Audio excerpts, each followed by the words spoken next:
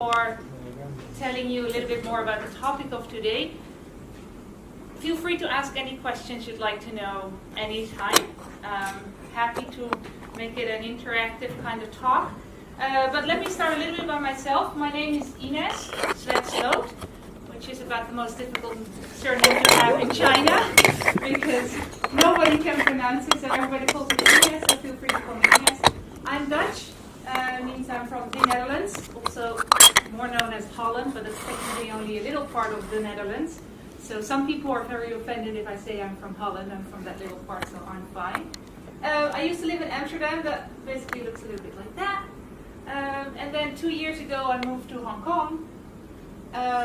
So I've been here for just over 2 years now. I'm an assistant professor at the Systems Engineering Department here at the university, and I'm an affiliated member of the Data Science School.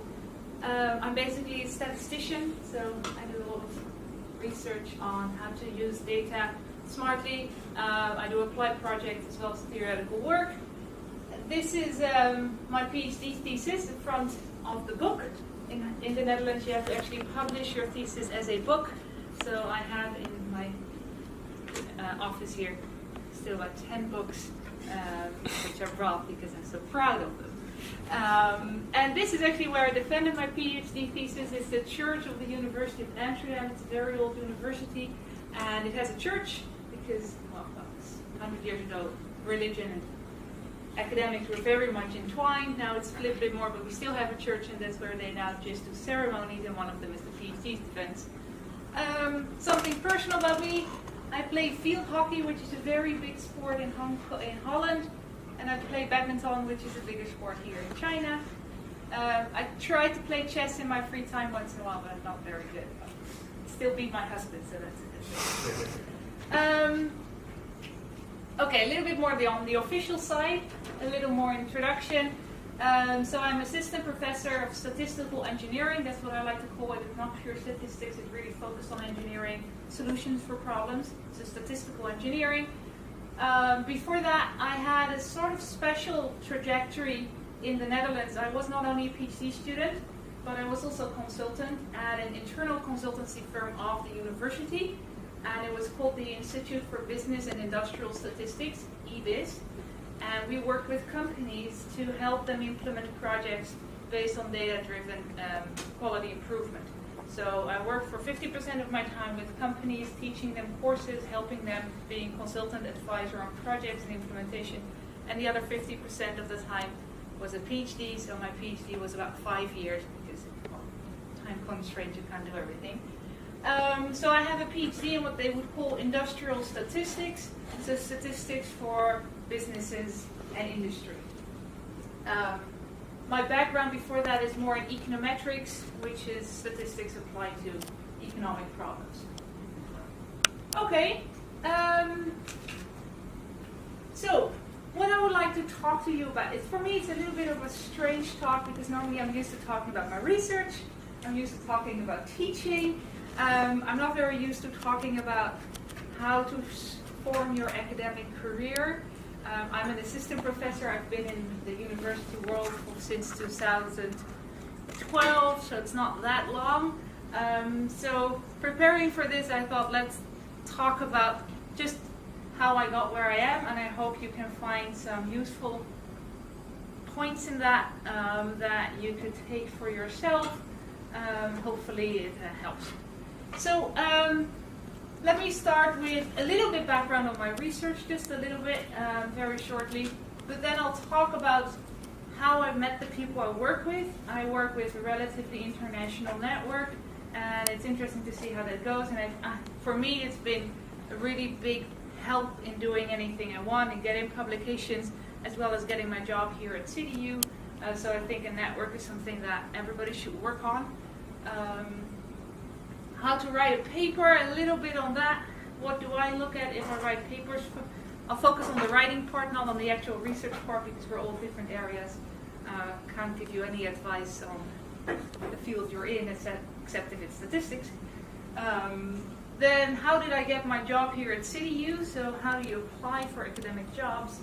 A little bit about how important it is to do outreach and network, and I have a few last comments. But before I do that, let me tell you a little bit about this picture here. This is a painting. It's in my office. I took the picture yesterday. And it's a Nigerian artist who painted this, and it was bought in Nigeria. Because when I was 9 years old, we moved to Nigeria, and I first lived in Port Harcourt, and then I lived in Coney Island.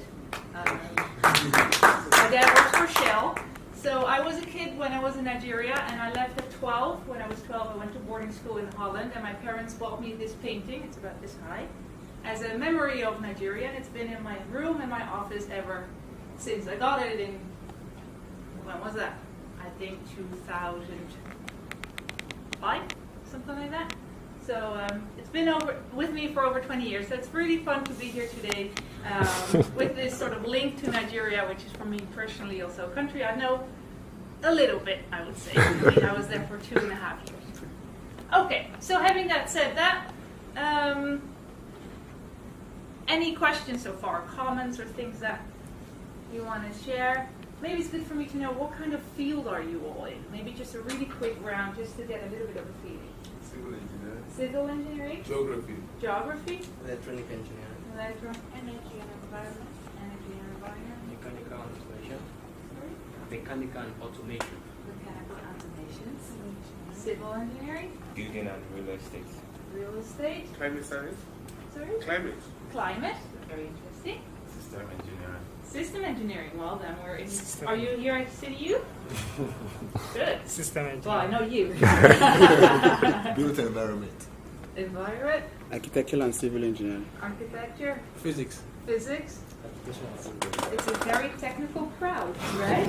And I'm building engineering. You're building engineering, sorry. And what about you? Electronic information engineering. Also an engineer. Wow, very technical. Really cool. Okay.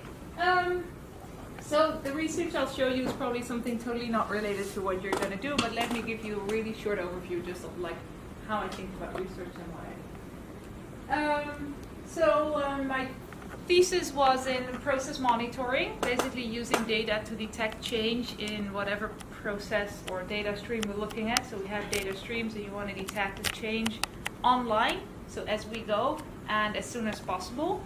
And with that, I did theoretical work as well as some applications in businesses that combined into my thesis. One of the big questions was is how do we deal with data that's not perfect? So how do you do robust monitoring that if we have outliers and data mistakes and faults and data quality issues, how can we still say something about it?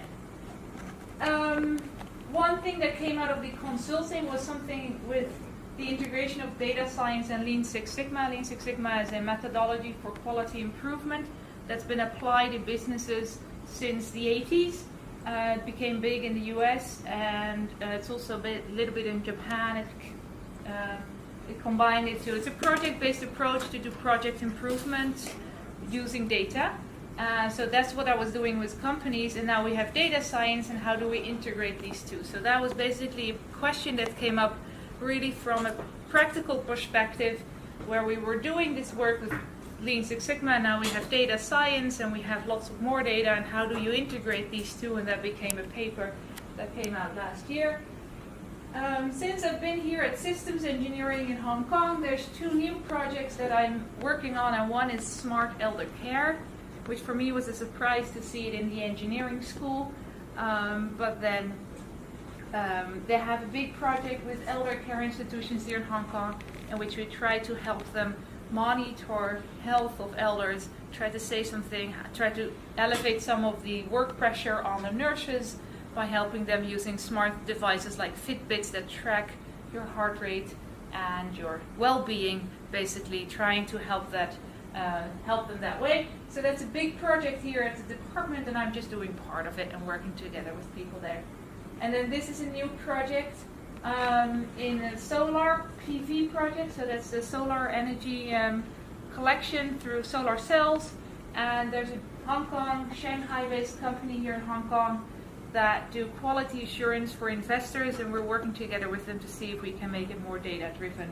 It's just started in November, so it's very new. We're still in the start phase, but we hope to get a system in which we can use their 10 years of data to make predictions about which solar panels under which circumstances will have good performance in the long run, and how can we detect any kind of defects as soon as possible. So one thing that we're thinking of doing is flying drones over solar panel farms and detecting any defects based on the drone images, and then defects indicate lower voltage coming out of it, so that's a bad thing if you're an investor in a solar farm. Let me skip this one. So that was my thesis. That's the front page of my thesis. Exponentially weighted moving average control chart, so smoothing data to detect change in it. I defended it just over nearly 3 years ago, 2 weeks from now, 3 years ago, in the church in Amsterdam. And let me see. So why do I put this slide up here? Because, well, that's my thesis. And how many of you are still in the PhD phase? 80%? A lot of people. My PhD was my selling point to get a future job, and having it as a book with a front page that looks a little less academic than just a title helped me sort of spread it. So I actually had a friend of me design this logo that I put in my thesis just so that it looks pretty. And it sounds stupid. We're all academics. Why do we care? But I think it's actually a lot more important than we all think it is, right? People will read something, will be interested in something if it's easy accessible. And something being easy accessible means it has to look good. You have to make something look good for people to actually go for it and go into it. So it has to be organized, good file, easy accessible. So I think if you write your thesis, if you compile it, spend a little bit of time making a nice first page, making it into a easy, accessible document that you can easily share, that's online, that people can find, because you want people to read your research, and people only read it if it's easily accessible and if it looks good, right? If it looks messy, people won't open it. You do the same thing. If you go online, you go on website's not working, you click it away, right? That's what you do. You go online, you go website, it's not working on my phone, okay, let's go to something else. Same with research. If you want people to read it, it has to be able to open, you have to be able to read it. So that's one thing. One project that I'm just working on since I've been here is a project on time granularity. And this came from a question we just had facing issues. So in the elder care project, one of the things we were doing is monitoring sleep. How well do people sleep? Because the better you sleep, the better you feel. So we're trying to see if we can use that. And one of the question was, how do we organize that data? And then there was a professor visiting us from US, and I talked to him, and it turned out there wasn't a lot of research written on the issue. Only some little papers, but not all. So we came up with this question from a practical point of view. We just had a problem, we couldn't solve it, and it turned out nobody really wrote about it. So we got together, wrote a review paper on how to do that. So what does time granularity mean? It means, in this case, we're looking at tweets. It's a different example. But this is tweets every 5 minutes. So the number of tweets in the US related to campaigns every 5 minutes. This is every hour, and this is every day. So if you want to organize your data well, you want to organize, if you want to see a pattern, if you want to see these 1, 2, 3, 4 presidential debates, this was right before Bush became president. If you want to see this change in your data, if that's what you're interested in, you can organize it per hour, you can organize it per 5 minutes, but you can't organize it per day. Okay, everybody understands that if you look at this. But our question was, is there any general rule? Is there any general advice? How do we make this choice? Do I do a day, an hour, or 5 minutes? And then, so do we do 5 minutes or an hour? And what are there rules? What do I do? And then it turned out there was no rules. There's nobody who knows. There's nobody giving you an advice. So we wrote a review paper on aggregation strategies, in this case for our own field, because that's always easier if it's your own field, that's what you know already. But this is a big issue, and you see papers popping up on this issue in business as well as in feature engineering, in lots of different issues. I see it popping up. We did a big research. Lots of papers are just from 2018, 2019. So it's an issue a lot of people are facing, and nobody really knows the rules. So if you're doing research, focus on the questions. This has just been accepted in the Journal of Quality Technology, which is an A journal in my field, with a discussion. So the editor actually invited 10 other people to give a discussion and like give some comments from their perspective. So it's become a very nice project, just from asking a question and realizing there was no answer. So that's cool, right? If you have a question and you realize there's no answer, write a review paper about it. There you go. You have another chapter for your PhD. Yeah. Then, let me see. Let me skip this. Okay. So, talking a little bit more about how did I start working with different people? Who do I work with? For that, I'll tell you that first. And how does that work? Just as inspiration for how you might, work together with others. When I was at the University of Amsterdam, University van Amsterdam, as we say in Dutch, the UVA, these were my two promotors, so my supervisor. You always have to have two in Holland. I don't know why, but you always have two. In this case, I got lucky. I had a professor with a lot of experience, nearly about to retire, and a relatively young assistant professor. She became associate professor during my PhD. So she gave me a lot of help on a daily basis, and the professor could give me, say something very smart once in a while, and just keep me going and thinking, how the hell does he know that? But I guess that just comes with 30 years of experience. So those were my two, go-to points, and that's where it started. They gave me a place in Amsterdam, and I worked for them, worked with them. And then at one conference, I met Professor Bill Woodall, who's a rather big name in this field. He's written a lot of papers. He's in the statistics department in Virginia Tech, which is a very good statistics department. And he came to visit the University of Amsterdam for a few days before there was a conference really close by. And then he gave me a paper that he was working on just to read. He said, I just asked him, what are you working on? I said, I'm working on this project, and this is the draft of the paper. And that was actually this paper, another look at the EWMA control chart. And as you see, his name is here.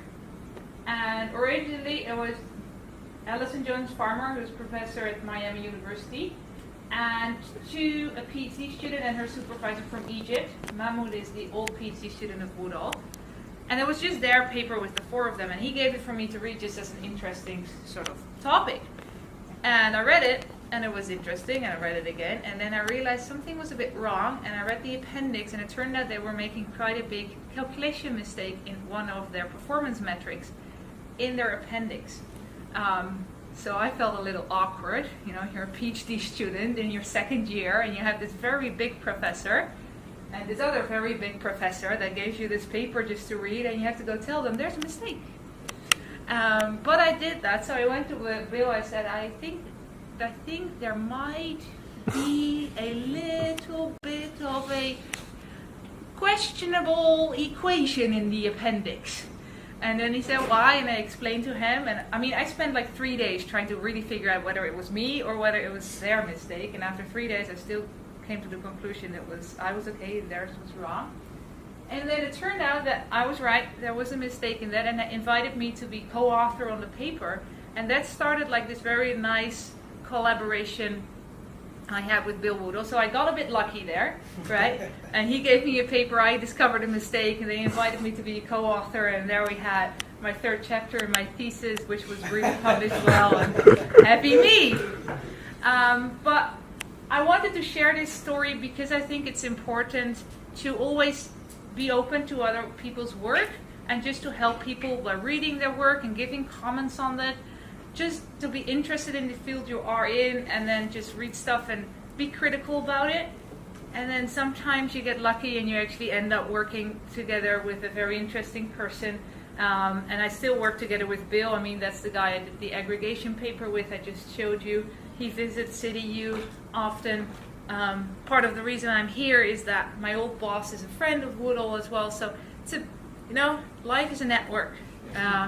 So be open to new people and to what they have, and give them your comments and be interested in their work, and sometimes something rolls out of it. So that's why I wanted to share you this story. So I ended up having a PhD thesis with 2 papers with my supervisors and 2 papers with this crowd of people, and then a paper by myself. So that was a 5-paper PhD thesis altogether. So what about my collaborations now here? I'm here at City University of Hong Kong. Well, one of them is still Professor Bill Woodall, because he's actually a good friend of this professor here in the middle, Kwok Choi. Professor Choi is the old department head of systems engineering. He's now still here, but we have a different head. So he visits Kwok a lot. So when I just arrived in Hong Kong, Bill was here as well to visit them. And so I still work together with him. Kwok has the big elder care project, and he has a big team. He has about 15 PhD students, and he has about 5 postdocs and 2 research associates, and you can't keep track of everybody working for him. And logically, maybe you're yourself a PhD student with like a professor who has 15 other students.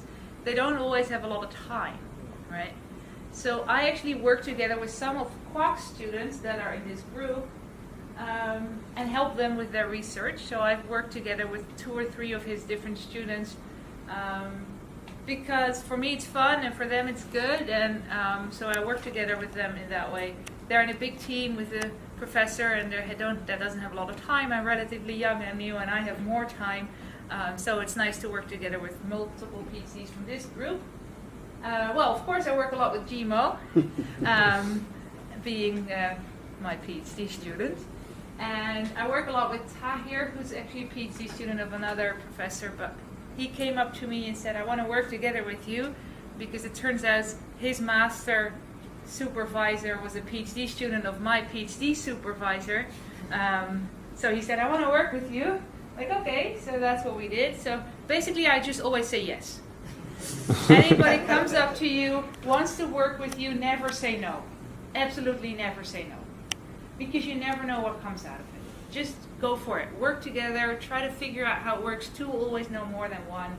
And it's always an opportunity for something new. And I have projects that didn't work out and collaborations that I didn't put up here because they didn't actually really last that long. I worked with somebody from the hospital in Amsterdam that really didn't go anywhere, so I could have put her picture up here, but so that's there too, right? I mean, there's also pictures of people that actually didn't become successful. I worked together with somebody from my business, then we tried to write a paper, but she was way too busy doing her work. I didn't really understand what she was doing, so that didn't work out. But I think making a network is important, and that means just trying out everything and seeing what works and what doesn't. So that helps. And then these 2 guys are actually in North America. I met them at a conference, and it turned out that we had similar interests. And then I was going to a conference in the United States, and back then they were both still in San Francisco, and I was going actually to Washington. And then I said, can I come back through San Francisco, spend a few days at your university, and then go back to Hong Kong, because if you go from Hong Kong to Washington, you basically go to San Francisco.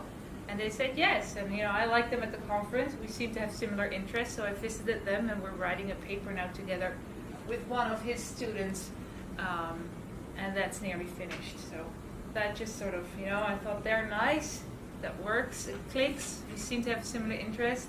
I'm going to be in their neighborhood, just ask people if you can come and visit, and most of the time they say yes. So that's a little bit of working together. And different people I work with throughout the last few years. Okay, so a few words on how to write a paper. This is always very different depending on the field you're in. Right? If you're in statistics, your papers generally tend to be 20 to 30 pages with a lot of math. If you're in material sciences, they tend to be 5 pages, but you tend to write 20 a year. So it depends really much on which field you are in, how do your papers look, how they go. So let me just say something about writing. And I've tried to put up this one, not to offend anybody, but I do a lot of reviewing of papers, and sometimes the paper is just a little bit boring to read. And I had a colleague at my old university who put a post-it on his side of the wall next to his computer screen that said, "Don't be boring." And because he said there's so many papers that's not so interesting to read. And it's not because the topic's not interesting, it's because the people didn't write it well. So if you write academic research, the research itself is most of the time is a lot of work. But the writing itself should be more work, right? Writing your paper should be more work. So after this, let me end on a more positive note saying there is no boring subject, only disinterested minds. So there's no boring subjects. Any subject can be written, any subject can be interesting, but you need to make sure that you write it well.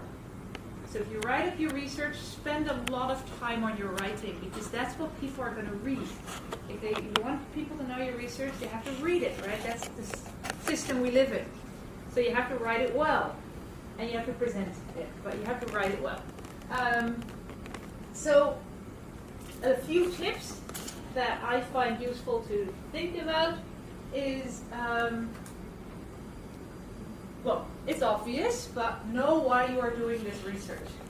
So if you know why you're doing this research, you need to make sure that your reader knows why you're doing this research. So what is your problem you're solving? Why is it important? And how does it compare to any current solutions that are out there? If you don't know this by the first page of a paper, people will put it away. Maybe even by the first paragraph. So you have to tell your readers why you are doing this research. That should be right up front, so they get interested in it. Because otherwise, right, if you don't know why somebody's doing the research, why would you keep on reading? So that's what I mean with don't be boring, right? Any topic can be interesting, but you have to show it in a good way. So how did I learn that? I read a lot of papers, and I'm definitely not perfect in it yet. I mean, I can still learn a lot in writing. Writing is a skill that you have to practice. But one thing is to do is read a lot of papers, and then just not read them, but think about them. Do I enjoy reading it, or do I find it annoying to read, or boring to read, or not good to read? And in the case that you enjoy reading it, look at what do you enjoy, and then copy that for yourself. And if you find it annoying to read, think about why do you find it annoying to read, and then make sure you don't do that same thing in your paper. So that's one thing that I did a lot. One thing that I just popped in my mind, actually, that I didn't put in here, but that's always a very good tip, is this book. Let me see, this one. It's a classic on writing. It's by a guy called William Zinsser. It's called On Writing Well. Well, the first half of it is useful for academic writing. The second half is about how to write a novel, so that's not so interesting. But the first half is really useful. If you struggle with writing, read the first half of this book. It will help you a lot, and try to implement these practices. It helped me tremendously.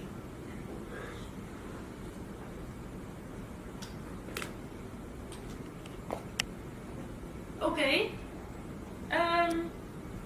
so how to apply for academic job? Well, I find this one, I mean, I was explicitly asked to talk about it a little bit, but I applied for one job in my life, and that's this one. So it's a little bit difficult to tell you how to do this exactly. I did apply for other jobs when I also was applying for this one, and 3 of them were unsuccessful, and one other one was successful. So I'll tell you how I got this job. And which things I had to go through, so hopefully that might be useful. So when I applied to CityU, the department head of engineering, and he was saying, "You're nearly defending your PhD." It was about the summer before I defended my PhD. Said, "Yes. Are you looking for a job?" I'm like, "Definitely. Do you maybe have a job?" He said, "Well, maybe, I don't know, send me an email, and then if there's any opening, you can apply." And I wanted to come to Asia, so that was cool. He had an opening, Hong Kong UST had an opening, and I also applied in universities in Europe and the US. And then generally, what do you need to do is, especially for an assistant professorship, for a postdoc, most of the time not, but for anything assistant, associate professorships, of course a CV and a publication list, but also a research statement, a teaching statement, and reference letters. So that's what I gathered. I sent it to CityU, and then a long time went over it. Then they invited me for an interview, so they flew me into CityU. I gave a seminar, I had an interview, I had three interviews on a day, lots of talks with lots of different people, just a 12-hour process basically. And then I flew back home again, and I didn't hear anything for 6 months. So it can take a long time. For me, it took more than a year from going applying until hearing that I finally had a job. That was extremely long. Normally it goes quicker, but it can take a long time. So I was very happy that I applied for other jobs as well, because I thought it wasn't going to come through. So a few tips that I think are important in these things if you're going to write it up. The first thing for your CV, don't make it too long. A friend of mine who's a recruiter, but that's business, say no more than one A4 paper, so front and back, because people just want to have it one page, unless you're like a professor with a very, very long career, then you can have 3 or 4 pages. But if you're a PhD student and you just graduated, you should be able to fit what you've done on 2 pages. So try to make it a 1 A4 kind of thing. Try to use a format that looks modern and reflects you. That's important. Then research statement and teaching statements are often just documents where you say what you've done, but also where you want to go. So applying for a job after your PhD is also showing people where you're applying to that you have a view of where you want to go, something that you want to do, because you're no longer going to have a supervisor in the sense of your PhD. So you have to show the people that are going to hire you that you have a vision, that you want to do something for yourself, that you're no longer a student, but that you're going to be an independent researcher. And that's what you do in your research statement and your teaching statement. You first summarize what you've done, but you also have to add a paragraph or maybe 2 paragraphs about where do you see yourself, your research going? How do you see your teaching style? What do you think that's important in these kind of things? So that you show people how you see the future for your own, you as a researcher and you in the department where you're applying for. So normally they're about, half a page to a page long, a research statement and a teaching statement. First summarizing your own research in 2 paragraphs and then telling them what you're planning to do in 1 or 2 paragraphs. That's your chance to show them that you're an independent person and no longer a student. That's what people are looking for, at least that's what I think. And then of course reference letters. Who did I ask for me to write a reference letter, and it was successful because I'm standing here. I of course have my supervisor. If you don't have your PhD supervisor, it's going to seem really, really weird. So ask your supervisor unless you have a strong reason not to, but ask your supervisor. Ask any professor that you work together with or that you showed. But I also asked the student to show them that I can teach. And I also asked my boss as well as Professor Woodall. So I had 4 different letters, one of the boss of the school, one of my PhD supervisor, one of the student, and one from a professor of the outside of the university that I was working with. So to show them different kind of aspects of what you are. Offer people to write the letter for them. then they'll be more easy to say yes. Just tell them, would you mind being a reference letter for me? Would you mind writing a reference letter for me? I would appreciate it a lot. I can write the first draft if you want to. It's a little awkward writing a draft about yourself, but people will say yes more often, and it gives you the opportunity to actually put in what you want to showcase in that case. So it's actually very good if you get to write the first draft, and then you give it back to the person and they can change it a little bit. And don't be modest if you do that. Don't be modest. I mean, that's a chance not to be modest, right? You're going to put other people saying something about you. Make it good. Don't be too modest. That will be stupid. They will take it out if they don't agree. That's fine. Yeah. So that's about reference letters. They're important, but offer them to write them for them, because that's useful, I think. Okay. Just a couple of last things that I want to say, and I'm running out of time as well, so I think let me say one thing that's important: be present online. If you Google Scholar, who has a Google Scholar profile? Okay, if you don't have it, make it. ORCID ID? Everybody? Oh, great. Don't have to say this then. ResearchGate? Okay, I'm just going to click through. Great. Attend conferences. I mean, that's where I got most of my connections I'm working with are at conferences. Especially when they were small, I attended 2 or 3 conferences that just had 50 people when I was a PhD student, and that was great because you really get to talk to people if they're so small. If you go to a conference which has like 5,000 people, right, you never bump into anybody that you might see again. Big conferences are good as well to see like really inspirational talks by really well-known people, to have like job market talks, etc. But small conferences, don't not go to small conferences. They can be very interesting because you get to really talk to people one-on-one. And then always go to every session. If you go to a conference, be there from the start, stick around until the end, and don't skip anything, because it's your chance to build up your network. And I often go to conferences and people come in for their talk, and then they might go for a long lunch, or they want to see the city where it is, and that's cool. If you get to go to Hawaii, it's great. But attend the conference, make the connections, build up your network. That's your chance. And then, this one. So never forget, people love talking about their research. So if you find somebody and you like to talk to this person, get to know them a bit better, it's very easy. If you're a bit shy or you're insecure, just ask somebody about their research and be interested in their research. Everybody loves to talk about their research. So that's just a tip. If you want to talk to people you don't totally know how to, just ask them about the research, read a paper and just ask them about the paper. You'll have a conversation for at least half an hour. Right? I mean, people love talking about their research. Okay, final comment. This is a tip that Bill told me, and my supervisor also actually. He said, always, always, always work on the project which is closest to being finished. Always. Work on that paper that's nearly finished.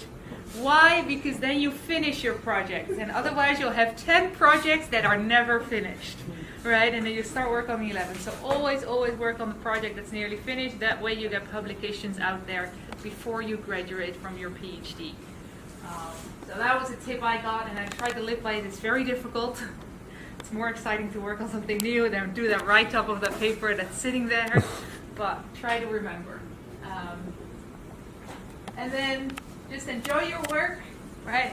Where research is really cool. We get the opportunity to think about new things. I love it. Work very hard to make it perfect. I think we're one of the few professions where perfectionism is actually a really good thing. Right? If you're in business, perfectionism takes too much time.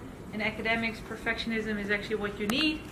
And then share your work, because otherwise people will never read it. So don't be afraid to share it. You know what Bill does? As soon as he wrote a paper that he's a little bit enthusiastic about, he just emails it to everybody he knows. He just sends an email to an individual. I get an email from him saying, "Hey Inez, I wrote this new paper and it's really interesting. I think if we don't do this, it will be the end of our field. See attached. Please give me comments. So he just sends it out to everybody. And it's a great thing to do, right? Just as in the first draft when it's under review.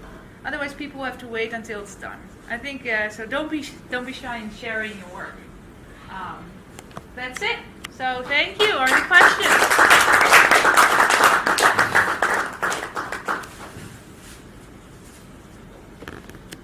Any comments or questions or? I like the smile in the picture. You like the smile in the picture.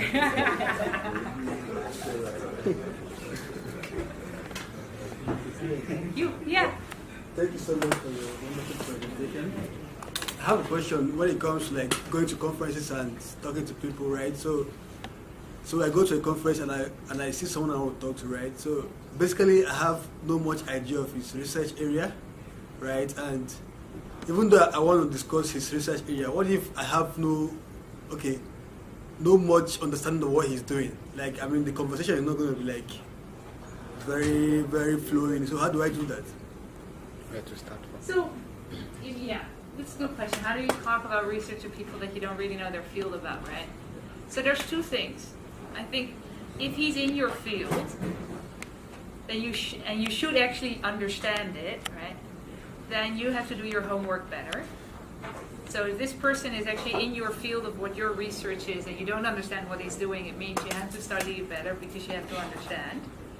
If it's a person that's a little bit outside of your field but you still find it interesting, then I think you can just ask and say, I don't really understand this. Could you explain it to me?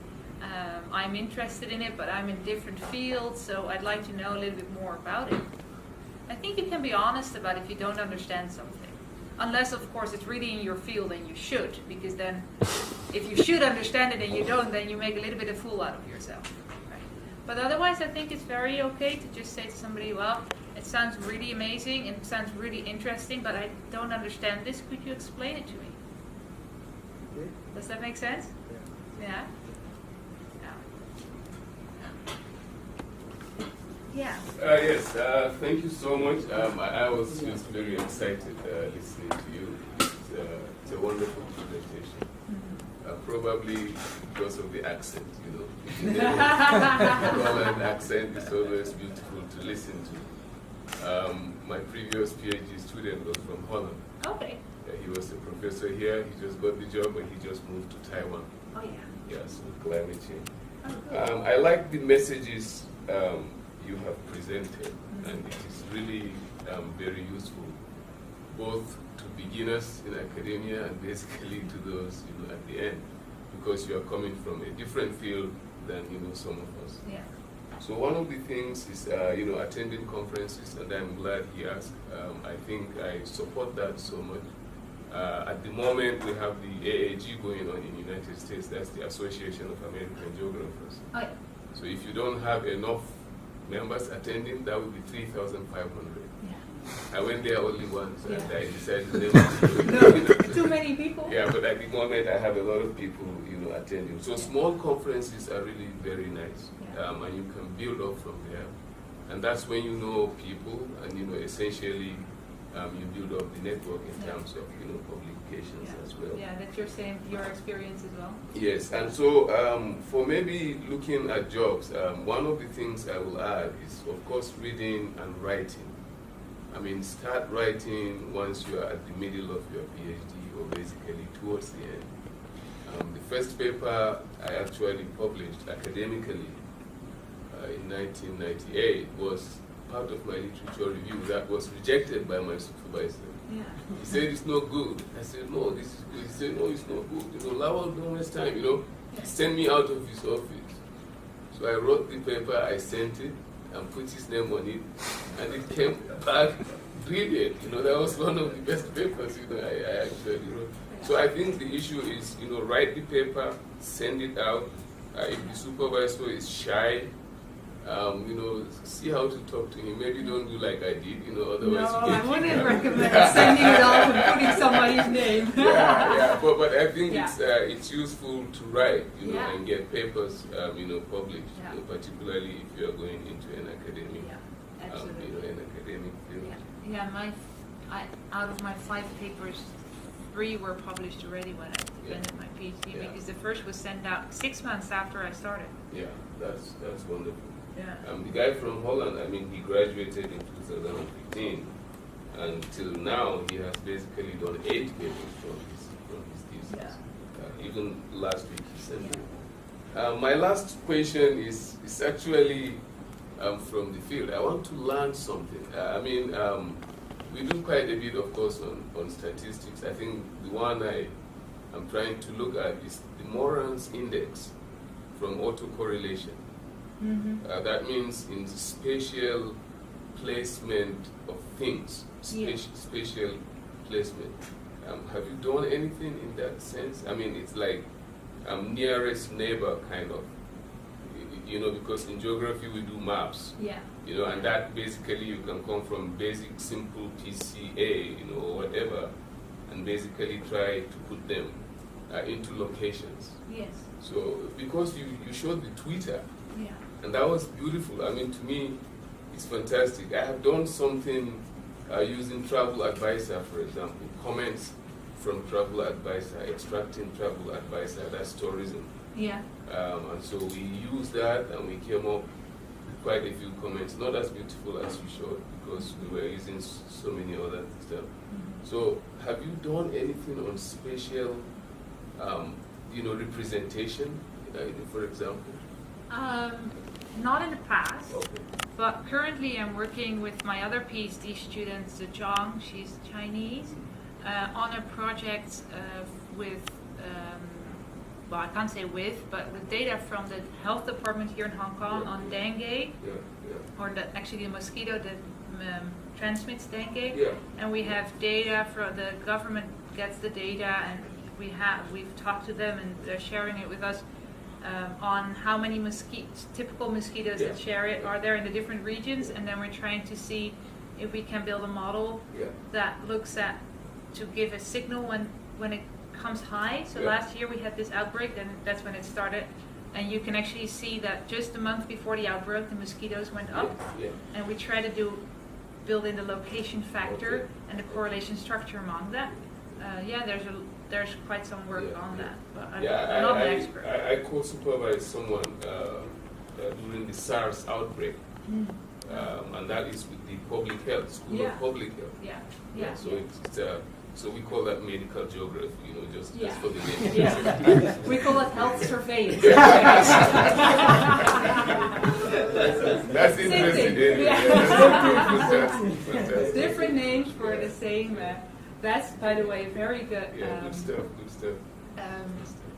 Good thing to remember for everybody else is that a lot of works, and that medical geography, health surveillance, it's about sort of the same thing, but it comes from a different perspective. So if you're doing, I know a assistant professor. He's in university in the U.S.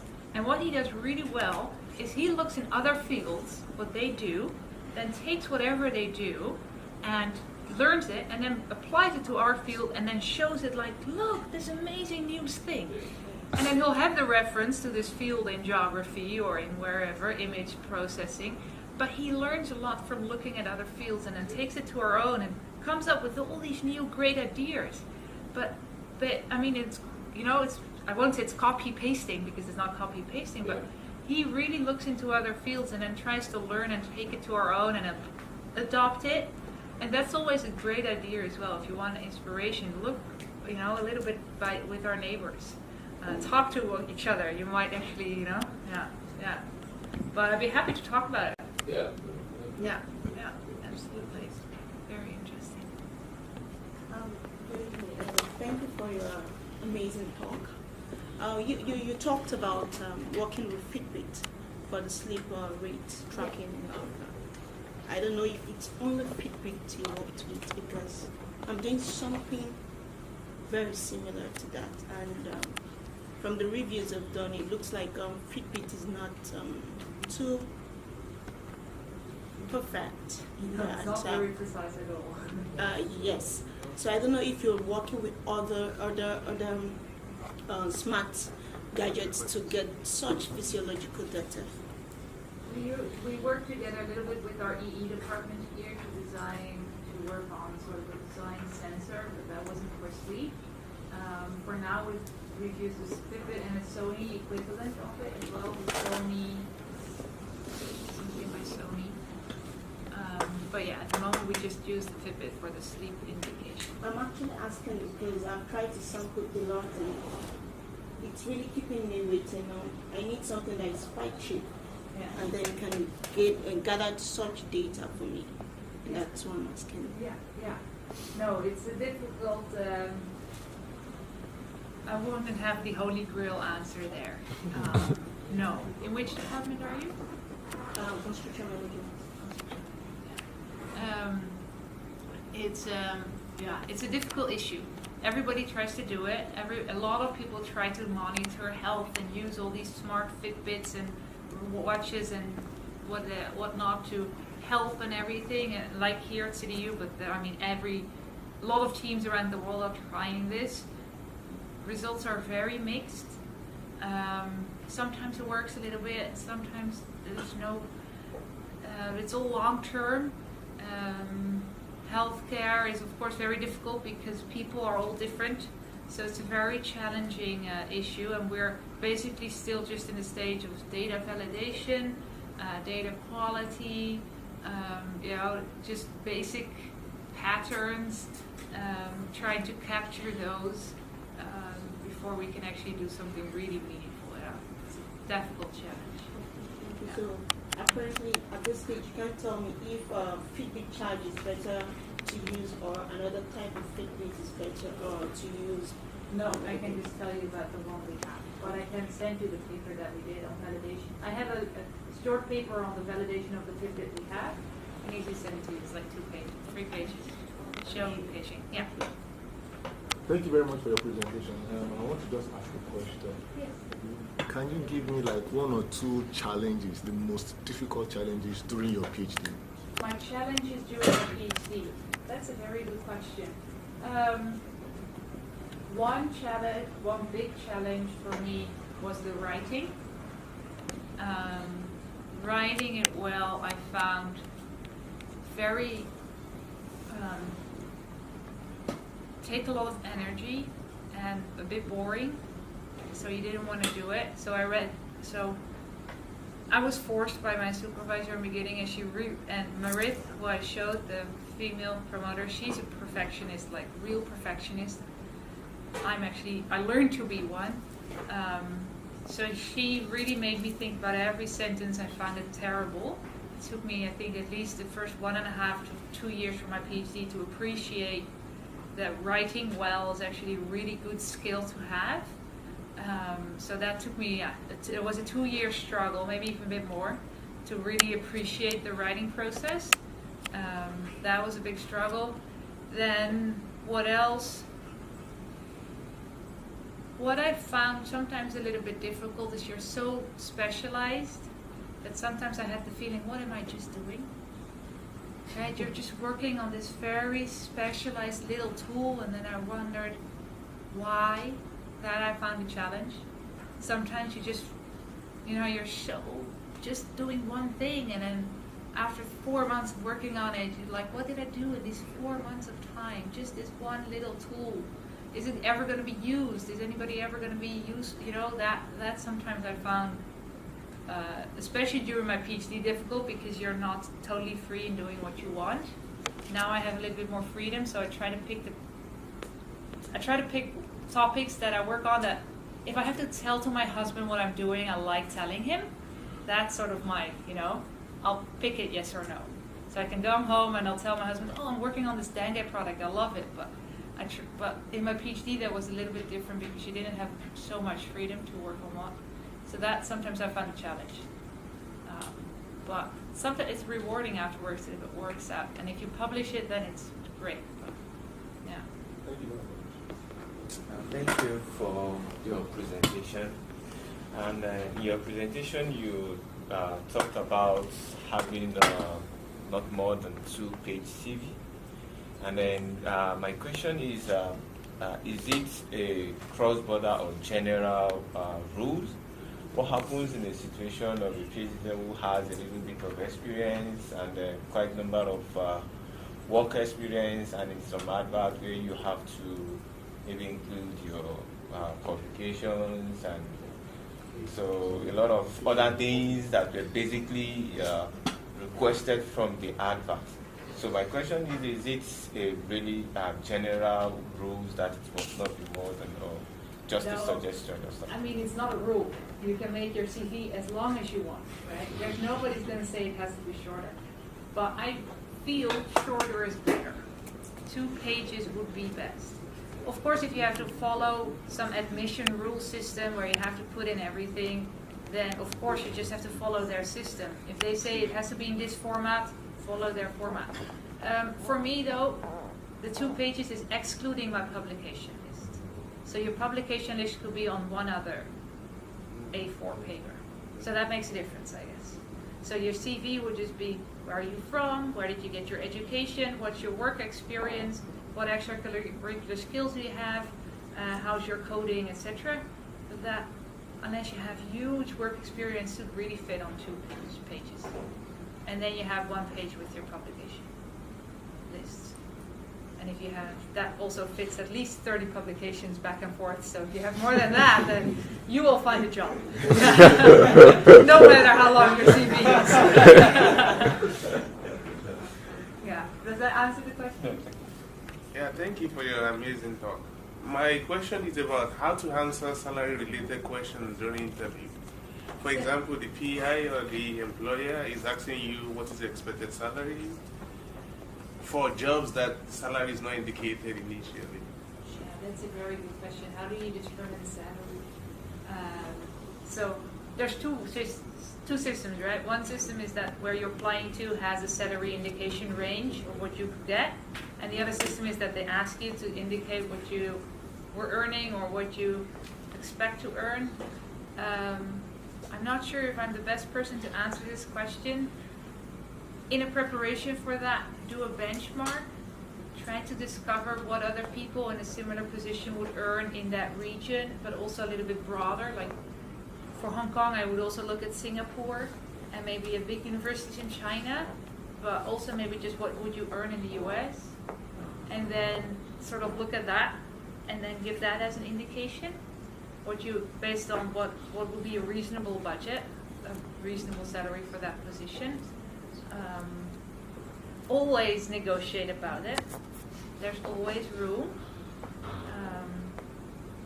Because one thing I've learned is if you don't negotiate at the beginning, you'll never get more, right?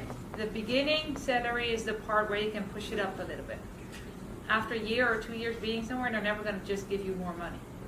So the beginning is the part. And you can always try, and if they don't agree, then you say, okay, then you can always go back. You said, okay, I tried. I'll take what you're offering me. I don't know, maybe other tips? Oh, you are totally right. Yeah. Yeah, benchmark is the only way I would do, but it's a very difficult question. What do you expect? I don't know why you're shooting yourself. I have like a scenario. A friend of mine is doing the postdoc, and according to him, he earns about 90,000 USD per annum. And over that region, the average salary, if you look at the range, is between 45,000 to 50,000 USD. So if you're using the benchmark of the range of 45 to 50, and the employer or the PI, they are planning to give you maybe 70 or 80, are you not going below the... Yeah, you get a little more. Yeah. Yeah. Well, there's one way to say, could you make me an offer? I mean, one thing in benchmarking is you have to look in your own field, right? Postdocs make a very big difference salary depending on how much your skill is wanted, right? If you, at this moment, if you're deep learning, if you had your PhD in deep learning or any other AI, artificial intelligence topic, and you go for a postdoc, of course you'll earn 100,000 US a year. Because you're the only person out there, right? Everybody else started working for Weibo, Amazon, Google, Facebook, and they earn 150 to 200 a year. So don't compare, make these benchmarks in your own field, in what you can do, because that's going to be a big influence. Maybe that's also something you have to take into consideration. Yeah, but it's a difficult question. Yeah. no one answer. And also some postdocs are actually project related, so they have budget for that, and so they might not have strategic hire. Yeah. Like the university will say, okay, we need X number of postdocs, and they have money for that. So if you fall within that, it doesn't matter how much you ask. I mean, they will give you anything. I have an example. Someone actually asked for something that he thought was a good salary, and the whole interview team just started laughing. And he didn't know what was happening. Then they now told him that they are actually offering him something 3 times the amount that he asked. End of negotiation. He couldn't believe it. You know, he was like, yeah, so